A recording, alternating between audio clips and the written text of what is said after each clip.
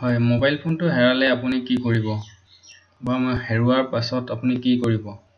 বা তাৰ আগতে কৰিবলগীয়া কামখিনি কি? মই এই ভিডিঅ'টোত কৈ আছোঁ আপোনালোকক।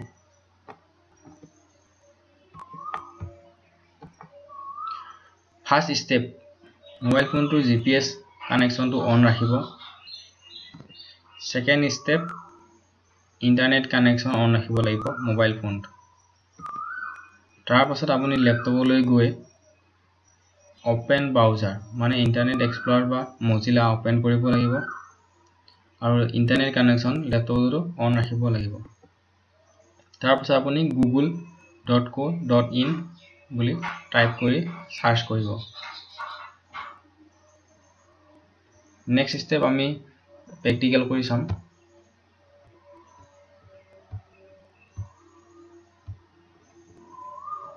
মই গুগল ব্ৰাউজাৰটো যেনেকৈ অপেন কৰিছোঁ এতিয়া www.google.co.in আৰু মোৰ যিটো ইমেইল ID সেইটো মই সাইন ইন কৰিব লাগিব ইয়াত যিটো মোবাইল ফোনতো দিয়া থাকে সেই একেই ইমেইল আইডিটো ইয়াত সাইন ইন কৰিব লাগিব।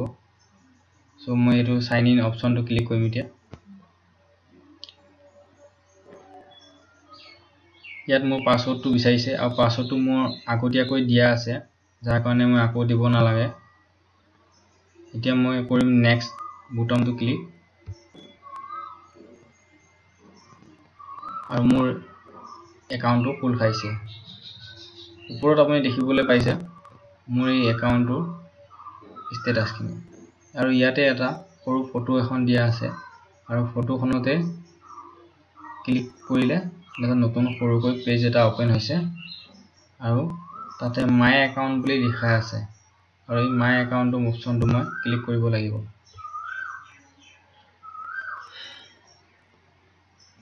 আকৌ এটা নতুন পেজ এটা খোল খাইছে যিটো পেজটো তলৰ ফালে স্ক্ৰল ডাউন কৰি আহিলে আমি তলতে এটা দেখা পাম লেফট সাইডত ফাইণ্ড ইয়ৰ ফোন বুলি লিখা আছে আৰু এটা ফোনৰ নিচিনা ডিজাইনৰ এটা প্ৰশ্নবোধক চিহ্ন দিয়া আঁকা আছে ইয়াতে। তাৰ তলত লিখা আছে গেট ষ্টাৰ্টেড। এই অপচনটো আমি ক্লিক কৰিব লাগিব।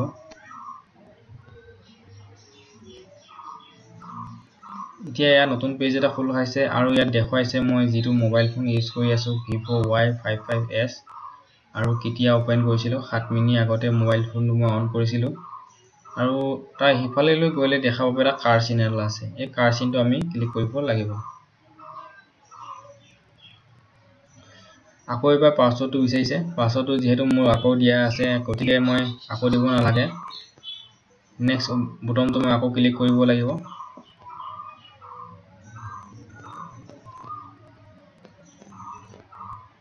আকৌ এটা পেজ আহিছে ইয়াতে আকৌ মোৰ লাষ্ট ষ্টেটাছখিনি দেখুৱাইছে কেতিয়া ওপেন কৰিছিলোঁ এই টাইম দেখুৱাইছে এবাৰ আৰু এইপিনে গ'লে দেখা পাব ৰিং আৰু লোকেট যিটো ৰাইট সাইডত লিখা আছে ৰিং আৰু লোকেট।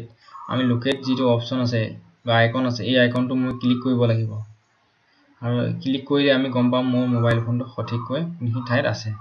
কিন্তু তাৰ আগতে মই আকৌ এবাৰ কৈছোঁ GPS আৰু মোবাইল ফোনটোৰ ইণ্টাৰনেট কানেকশ্যন অন থাকিব লাগিব।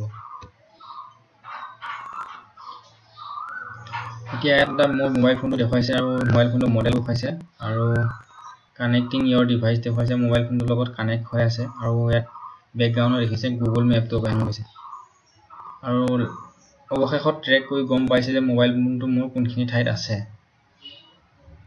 আৰু ইয়াত দেখুৱাইছে মোৰ কোনখিনি এড্ৰেছটো সম্পূৰ্ণ এড্ৰেছটো দেখুৱাইছে কোনখিনি ঠাইত বৰ্তমান মোবাইলটো আছে আৰু ইয়াত তলতে আপুনি তিনিটা অপচন দেখা পাইছে ৰিং লক আৰু ইৰেজ। এই তিনিটা অপচনটোৰ অৰ্থটো মই এতিয়া বৰ্তমান কৈ আছোঁ। ৰিং মানে মোবাইল গম পাইছে চাগে ৰিং মানে মোবাইল ফোনটো এটা সৰুকৈ এটা ফোন যাব।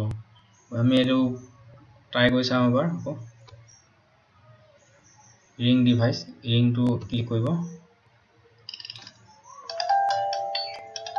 মোবাইল ফোনটো নিশ্চয় শুনিছে ৰিং অপচনটো। মোবাইল ফোনটো যেতিয়া আপুনি অন কৰি দিব এই ৰিং সাউণ্ডটো বন্ধ হৈ যাব। আকৌ এবাৰ কৰি চাওঁ।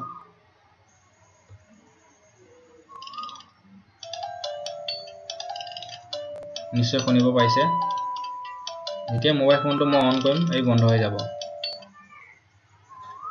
তাৰপিছত লক আছে। লক মানে মোবাইল ফোনটো আপুনি ইয়াৰ পৰা লক কৰি দিব পাৰে।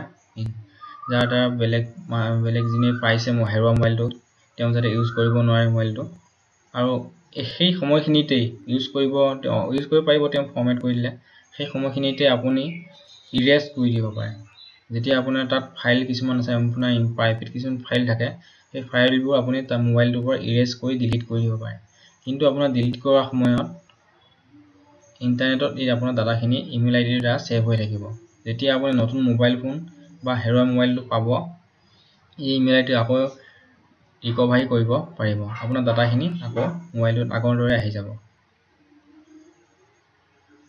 ঠিক আছে মোৰ ভিডিঅ'টোৰ পৰা আপুনি যথেষ্ট লাভালাভ হ'ব আৰু মোৰ চেনেলটো ছাবস্ক্ৰাইব কৰিব আৰু ভিডিঅ'টো লাইক কৰিব